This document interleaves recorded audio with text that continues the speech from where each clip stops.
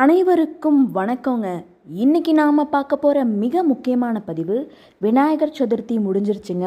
3வது நாள் விநாயகர் சிலையை நம்ம கரைக்கும் பொழுது இந்த 2 பொருட்களை உங்கள் தலையை சுற்றி நீங்கள் ஆற்றுல விடும் பொழுது உங்களுடைய அனைத்து தோஷங்களும், பீடை, தரித்திரம் எல்லாமே நீங்கும் அப்படிங்கிற ஒரு ஐதீகம் இருக்குது.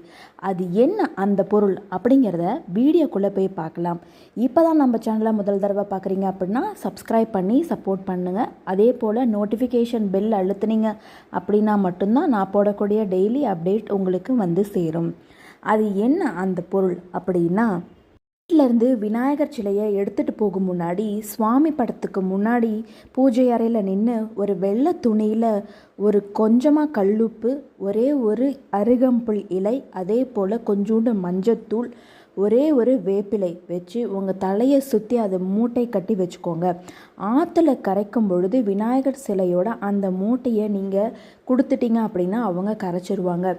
இதனால் உங்களுடைய மற்றவர்கள் உங்கள் மேலே வச்சுருக்கக்கூடிய கந்திருஷ்டி, பில்லி, சூனியம் இது போன்ற விஷயங்களும் தோஷங்களும் நிவர்த்தி ஆகும் அப்படிங்கிற ஒரு ஐதீகம் இருக்குது.